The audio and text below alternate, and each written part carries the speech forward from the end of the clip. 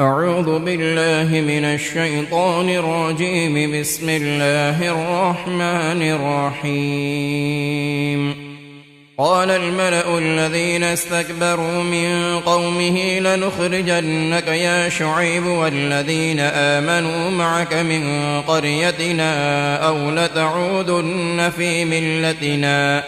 قال أولو كنا كارهين قد افترينا على الله كذبا إن عدنا في ملتكم بعد إذ نجانا الله منها وما يكون لنا أن نعود فيها إلا أن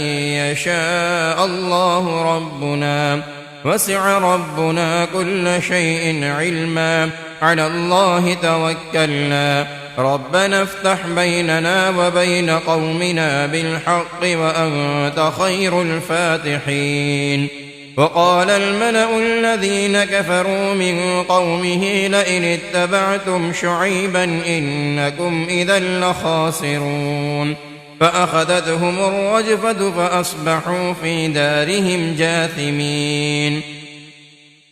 الذين كذبوا شعيبا كأن لم يغنوا فيها الذين كذبوا شعيبا كانوا هم الخاسرين. فتولى عنهم وقال يا قوم لقد أبلغتكم رسالات ربي ونصحت لكم فكيف آسى على قوم كافرين. وما أرسلنا في قرية من نبي إلا أخذنا أهلها بالبأساء والضراء لعلهم يضرعون. ثم بدلنا مكان السيئة الحسنة حتى عفوا وقالوا قد مس آباءنا الضراء والسراء فأخذناهم بغتة وهم لا يشعرون. ولو أن أهل القرى آمنوا واتقوا لفتحنا عليهم بركات من السماء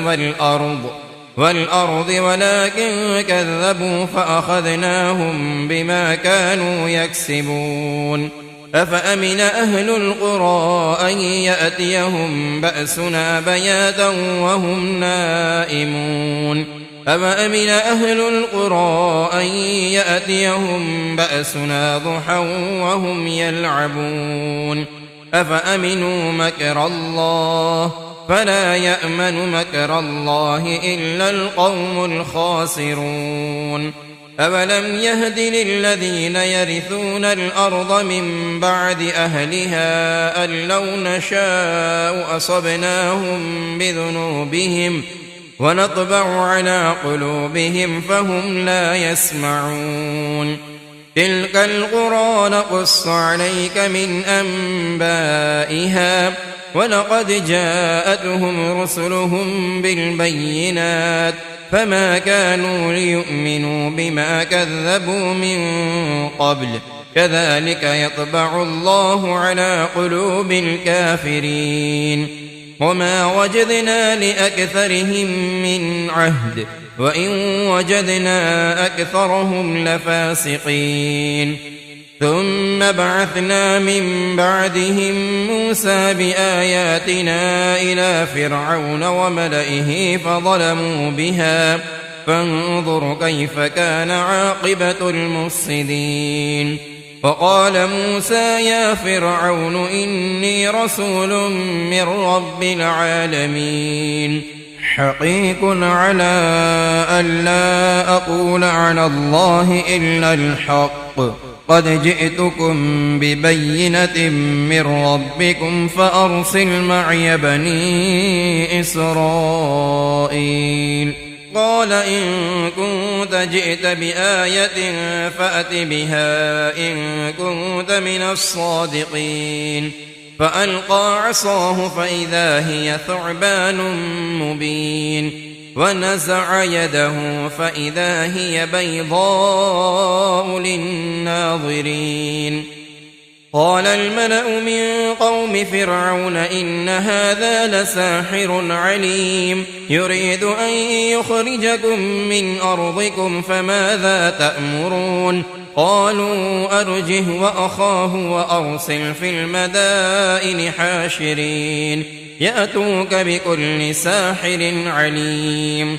وجاء السحرة فرعون قالوا إن لنا لأجرا إن كنا نحن الغالبين قال نعم وإنكم لمن المقربين قالوا يا موسى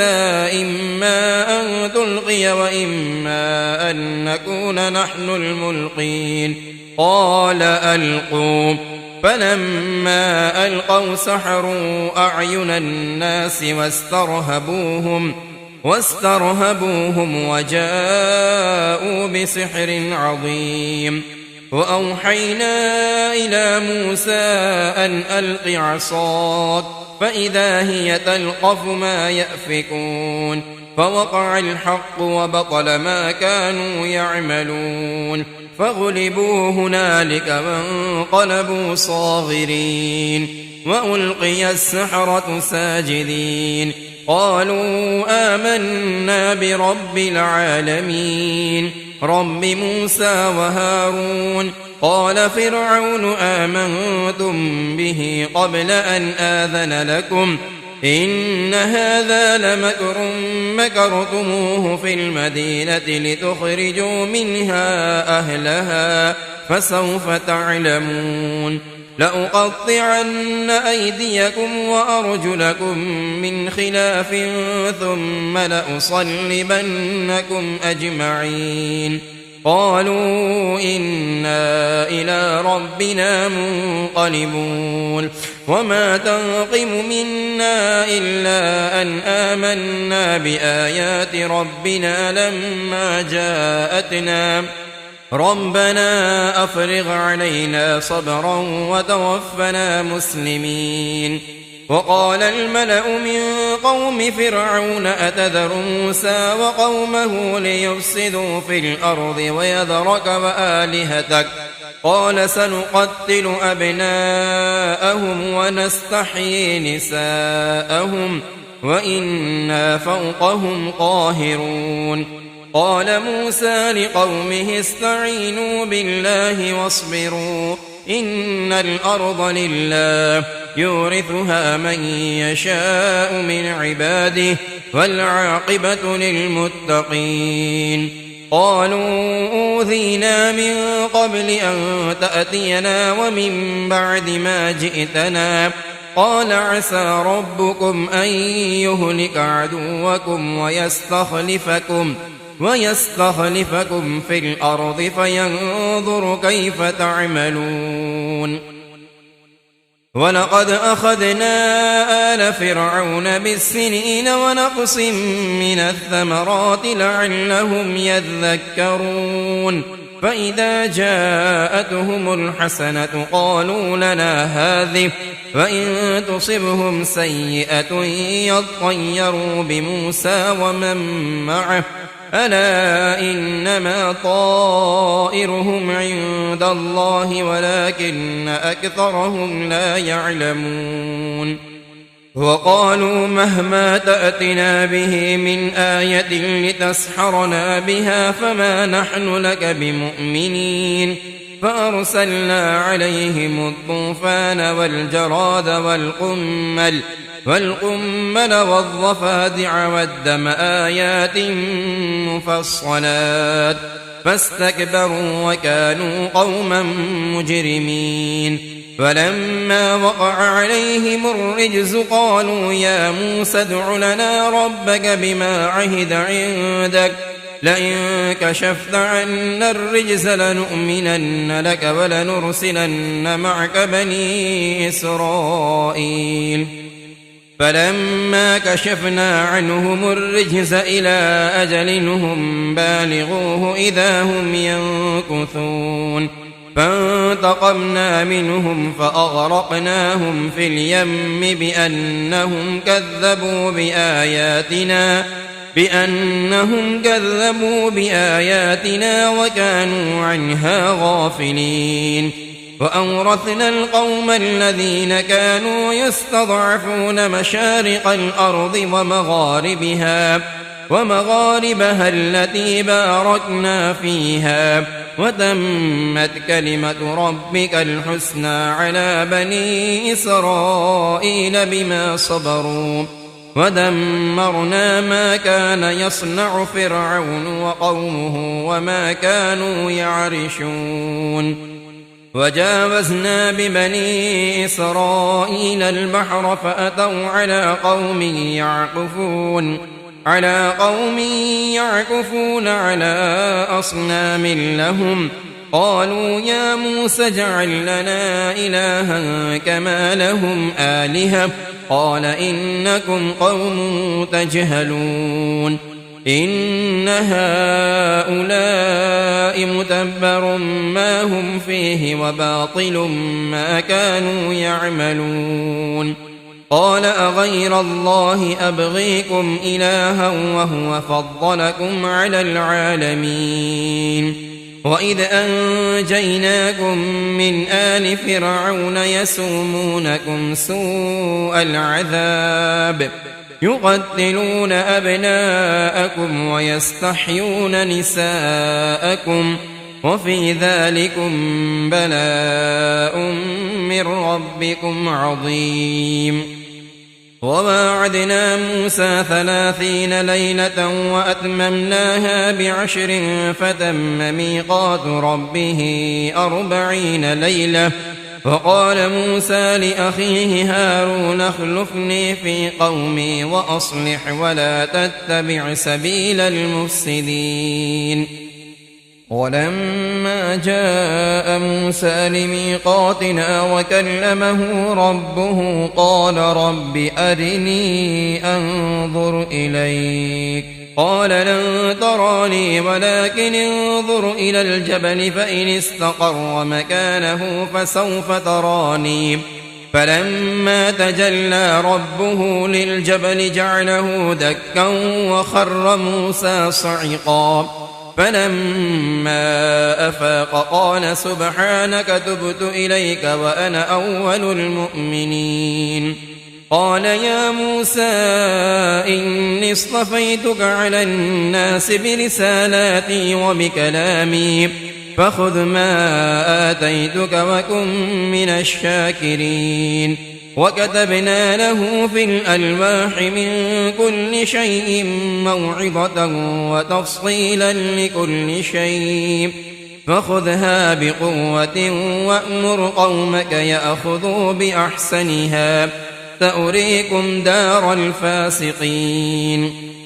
سأصرف عن آياتي الذين يتكبرون في الأرض بغير الحق وإن يروا كل آية لا يؤمنوا بها وإن يروا سبيل الرشد لا يتخذوه سبيلا وإن يروا سبيل الغي يتخذوه سبيلا. ذلك بأنهم كذبوا بآياتنا وكانوا عنها غافلين. والذين كذبوا بآياتنا ولقاء الآخرة حبطت أعمالهم هل يجزون إلا ما كانوا يعملون. واتخذ قوم موسى من بعده من حليهم عجلا جسدا له خوار ألم يروا أنه لا يكلمهم ولا يهديهم سبيلا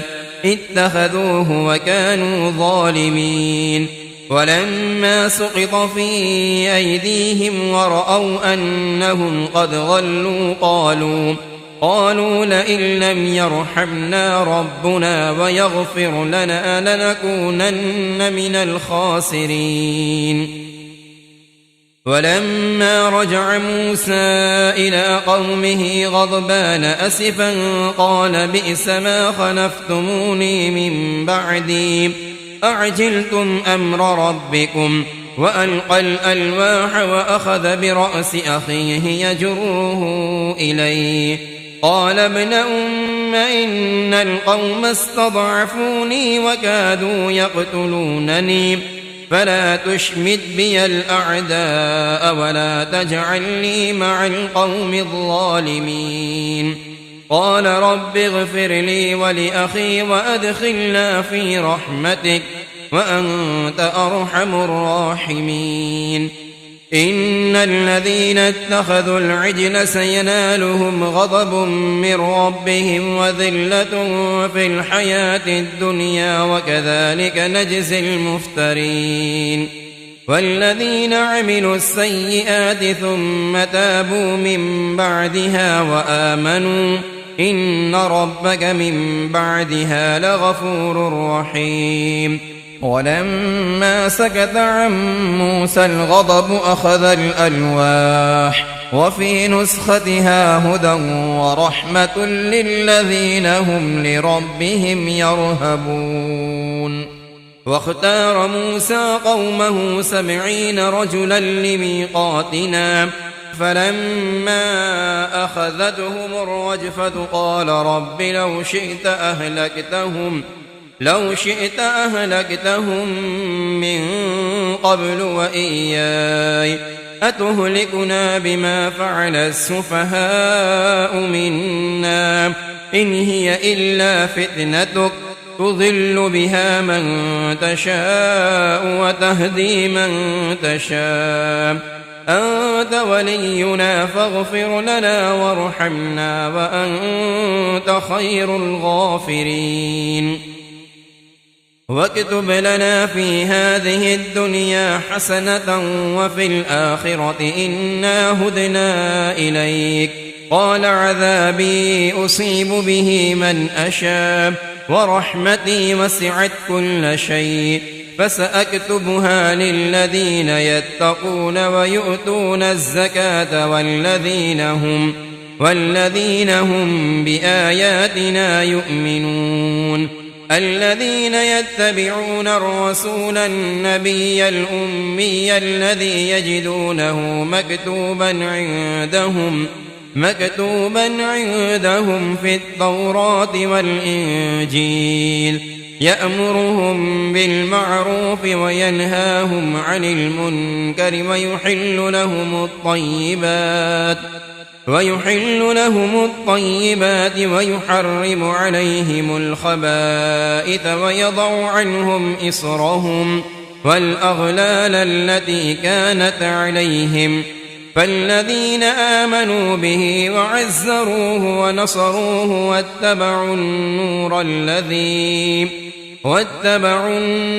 الذي أنزل معه أولئك هم المفلحون. قل يا أيها الناس إني رسول الله إليكم جميعا الذي له ملك السماوات والأرض لا إله إلا هو يحيي ويميت. فآمنوا بالله ورسوله النبي الأمي الذي يؤمن بالله وكلماته واتبعوه لعلكم تهتدون. ومن قوم موسى أمة يهدون بالحق وبه يعدلون. وقطعناهم 12 أسباطا أمما وأوحينا إلى موسى إذ استسقاه قومه أن اضرب بعصاك الحجر فانبجست منه 12 عينا قد علم كل أناس مشربهم وظللنا عليهم الغمام وأنزلنا عليهم المن والسلوى كلوا من طيبات ما رزقناكم وما ظلمونا ولكن كانوا أنفسهم يظلمون. وإذ قيل لهم اسكنوا هذه القرية وكلوا منها حيث شئتم وقولوا حطة وادخلوا الباب سجدا نغفر لكم خطيئاتكم سنزيد المحسنين. فبدل الذين ظلموا منهم قولا غير الذي قيل لهم فأرسلنا عليهم رجزا من السماء بما كانوا يظلمون فاسألهم عن القرية التي كانت حاضرة البحر إذ يعدون في السبت إذ تأتيهم حيتانهم يوم سبتهم شرعا ويوم لا يسبتون لا تأتيهم كذلك نبلوهم بما كانوا يفسقون وإذ قالت أمة منهم لم تعظون قوما الله مهلكهم أو معذبهم عذابا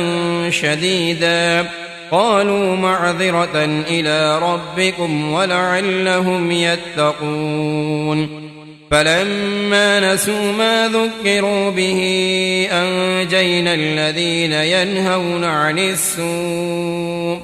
عن السوء وأخذنا الذين ظلموا بعذاب بئيس بما كانوا يفسقون فلما عتوا عما نهوا عنه قلنا لهم كونوا قردة خاسئين وإذ تأذن ربك ليبعثن عليهم إلى يوم القيامة من يسومهم سوء العذاب إن ربك لسريع العقاب وإنه لغفور رحيم وقطعناهم في الأرض أمما منهم الصالحون ومنهم دون ذلك وبلوناهم بالحسنات والسيئات لعلهم يرجعون فخلف من بعدهم خلف ورثوا الكتاب يأخذون عرض هذا الأدنى ويقولون سيغفر لنا وإن يأتهم عرض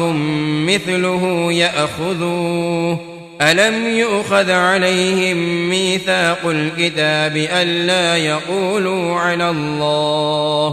ألا يقولوا على الله إلا الحق ودرسوا ما فيه فالدار الآخرة خير للذين يتقون أفلا تعقلون والذين يمسكون بالكتاب وأقاموا الصلاة إنا لا نضيع أجر المصلحين وإذ نتقنا الجبل فوقهم كأنه ظلة وظنوا أنه واقع بهم خذوا ما آتيناكم بقوة واذكروا ما فيه لعلكم تتقون وإذ أخذ ربك من بني آدم من ظهورهم ذريتهم وأشهدهم على أنفسهم ألست بربكم قالوا بلى شهدنا أن تقولوا يوم القيامة إنا كنا عن هذا غافلين أو تقولوا إنما أشرك آباؤنا من قبل وكنا ذرية من بعدهم أفتهلكنا بما فعل المبطلون وكذلك نفصل الآيات ولعلهم يرجعون واتل عليهم نبأ الذي آتيناه آياتنا فانسلخ منها فأتبعه الشيطان فكان من الغاوين ولو شئنا لرفعناه بها ولكنه أخلد إلى الأرض واتبع هواه فمثله كمثل الكلب إن تحمل عليه يلهث أو تتركه يلهث ذلك مثل القوم الذين كذبوا بآياتنا فاقصص القصص لعلهم يتفكرون ساء مثلا القوم الذين كذبوا بآياتنا وأنفسهم كانوا يظلمون من يهد الله فهو المهتدي ومن يضلل فأولئك هم الخاسرون ولقد ذرأنا لجهنم كثيرا من الجن والإنس لهم قلوب لا يفقهون بها ولهم أعين لا يبصرون بها ولهم آذان لا يسمعون بها أولئك كالأنعام بل هم أضل أولئك هم الغافلون ولله الأسماء الحسنى فادعوه بها وذروا الذين يلحدون في أسمائه سيجزون ما كانوا يعملون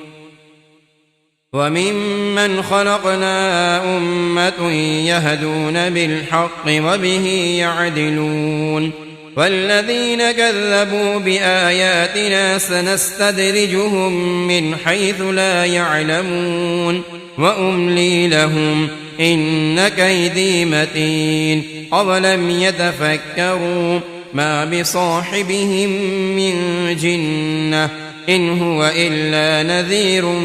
مبين أولم ينظروا في ملكوت السماوات والأرض وما خلق الله من شيء وأن عسى أن يكون قد اقترب أجلهم فبأي حديث بعده يؤمنون من يضلل الله فلا هادي له ويذرهم في طغيانهم يعمهون يسألونك عن الساعة أيان مرساها قل إنما علمها عند ربي لا يجليها لوقتها إلا هو ثقلت في السماوات والأرض لا تأتيكم إلا بغتة يسألونك كأنك حفي عنها قل إنما علمها عند الله ولكن أكثر الناس لا يعلمون قل لا أملك لنفسي نفعا ولا ضرا إلا ما شاء الله ولو كنت أعلم الغيب لاستكثرت من الخير وما مسني السوء إن أنا إلا نذير وبشير لقوم يؤمنون هو الذي خلقكم من نفس واحدة وجعل منها زوجها ليسكن إليها فلما تغشاها حملت حملا خفيفا فمرت به فلما أثقلت دعوى الله ربهما لئن آتيتنا صالحا لنكونن من الشاكرين فلما آتاهما صالحا جعلا له شركاء فيما آتاهما فتعالى الله عما يشركون أيشركون ما لا يخلق شيئا وهم يخلقون ولا يستطيعون لهم نصرا ولا أنفسهم ينصرون وإن تدعوهم إلى الهدى لا يتبعوكم سواء عليكم أدعوتموهم أم أنتم صامتون إن الذين تدعون من دون الله عباد أمثالكم فادعوهم فليستجيبوا لكم إن كنتم صادقين ألهم أرجل يمشون بها أم لهم أيدي يبطشون بها أم لهم أعين يبصرون بها أم لهم آذان يسمعون بها قل ادعوا شركاءكم ثم كيدوني فلا تنظرون إن وليي الله الذي نزل الكتاب وهو يتولى الصالحين والذين تدعون من دونه لا يستطيعون نصركم ولا أنفسهم ينصرون وإن تدعوهم إلى الهدى لا يسمعون وتراهم ينظرون إليك وهم لا يبصرون خذ العفو وأمر بالعرف وأعرض عن الجاهلين وإما ينزغنك من الشيطان نزغ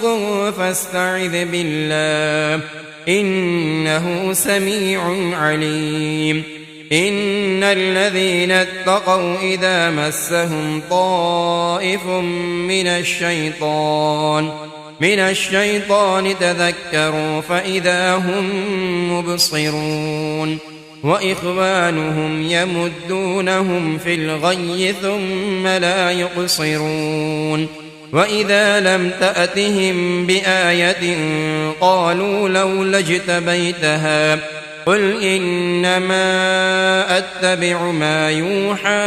إلي من ربي هذا بصائر من ربكم وهدى ورحمة لقوم يؤمنون وإذا قرئ القرآن فاستمعوا له وأنصتوا لعلكم ترحمون واذكر ربك في نفسك تضرعا وخيفة ودون الجهر من القول بالغدو والآصال ولا تكن من الغافلين إن الذين عند ربك لا يستكبرون عن عبادته ويسبحونه وله يسجدون بسم الله الرحمن الرحيم يسألونك عن الأنفال قل الأنفال لله والرسول فاتقوا الله وأصلحوا ذات بينكم وأطيعوا الله ورسوله إن كنتم مؤمنين إنما المؤمنون الذين إذا ذكر الله وجلت قلوبهم وإذا تليت عليهم آياته زادتهم إيمانا وعلى ربهم يتوكلون الذين يقيمون الصلاة ومما رزقناهم ينفقون أولئك هم المؤمنون حقا لهم درجات عند ربهم ومغفرة ورزق كريم كما أخرجك ربك من بيتك بالحق وإن فريقا من المؤمنين لكارهون يجادلونك في الحق بعدما تبين كأنما يساقون إلى الموت وهم ينظرون وإذ يعدكم الله إحدى الطائفتين أنها لكم وتودون أن غير ذات الشوكة تكون لكم ويريد الله أن يحق الحق بكلماته ويقطع دابر الكافرين ليحق الحق ويبطل الباطل ولو كره المجرمون إذ تستغيثون ربكم فاستجاب لكم أني ممدكم ب1000 من الملائكة مردفين وما جعله الله إلا بشرى ولتطمئن به قلوبكم وما النصر إلا من عند الله إن الله عزيز حكيم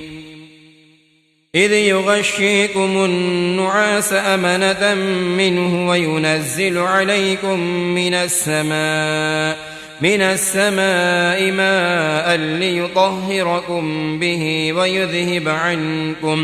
ويذهب عنكم رجز الشيطان وليربط على قلوبكم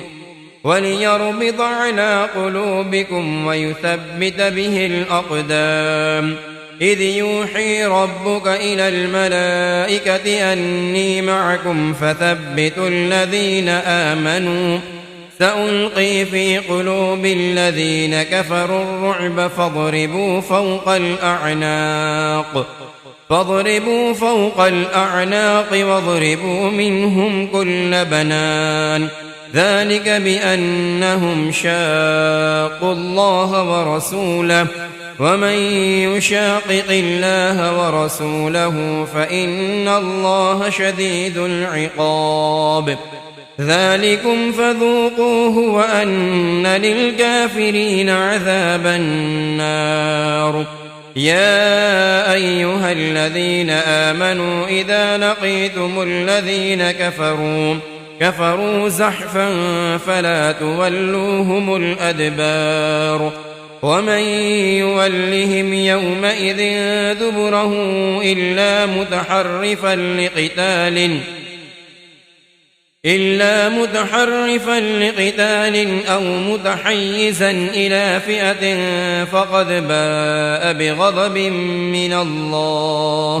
بغضب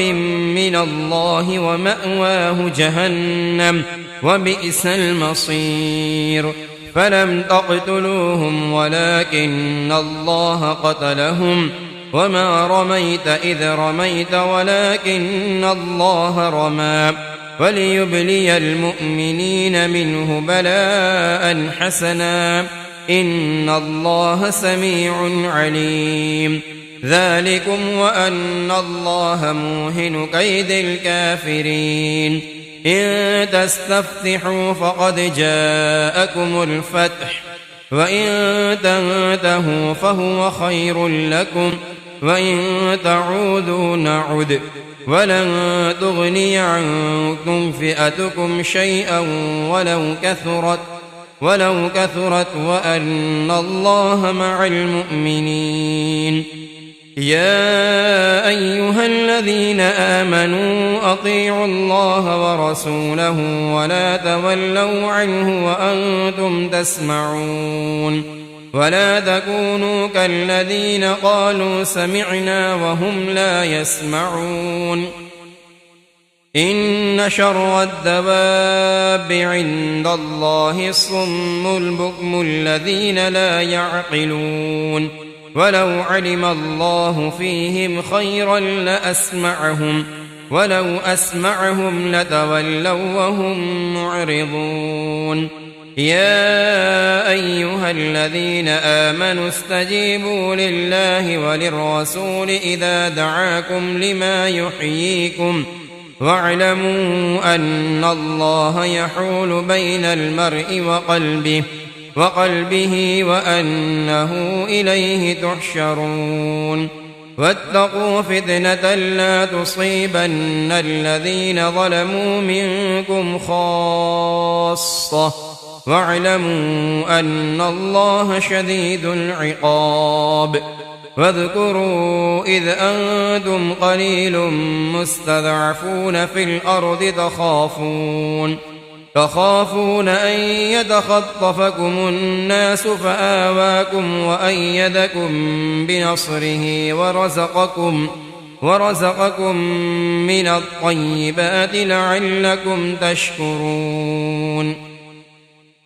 يا أيها الذين آمنوا لا تخونوا الله والرسول وتخونوا أماناتكم وأنتم تعلمون واعلموا أنما أموالكم وأولادكم فتنة وأن الله عنده أجر عظيم يا أيها الذين آمنوا إن تتقوا الله يجعل لكم فرقانا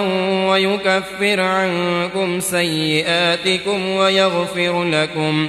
والله ذو الفضل العظيم وإذ يمكر بك الذين كفروا ليثبتوك أو يقتلوك أو يخرجوك ويمكرون ويمكر الله والله خير الماكرين. وإذا تتلى عليهم آياتنا قالوا قد سمعنا لو نشاء لقلنا مثل هذا إن هذا إلا أساطير الأولين. وإذ قالوا اللهم إن كان هذا هو الحق من عندك فأمطر علينا حجارة من السماء أو ائتنا بعذاب أليم. وما كان الله ليعذبهم وأنت فيهم وما كان الله معذبهم وهم يستغفرون. وما لهم ألا يعذبهم الله وهم يصدون عن المسجد الحرام وما كانوا أولياءه إن أولياؤه إلا المتقون ولكن أكثرهم لا يعلمون. وما كان صلاتهم عند البيت إلا مكاء وتصدية فذوقوا العذاب بما كنتم تكفرون. إن الذين كفروا ينفقون أموالهم ليصدوا عن سبيل الله فسينفقونها ثم تكون عليهم حسرة ثم يغلبون والذين كفروا إلى جهنم يحشرون. ليميز الله الخبيث من الطيب ويجعل الخبيث بعضه على بعض فيركمه جميعا فيجعله في جهنم أولئك هم الخاسرون. قل للذين كفروا إن ينتهوا يغفر لهم ما قد سلف وإن يعودوا فقد مضت سنة الأولين. وقاتلوهم حتى لا تكون فتنة ويكون الدين كله لله فإن انتهوا فإن الله بما يعملون بصير. وإن تولوا فاعلموا أن الله مولاكم نعم المولى ونعم النصير.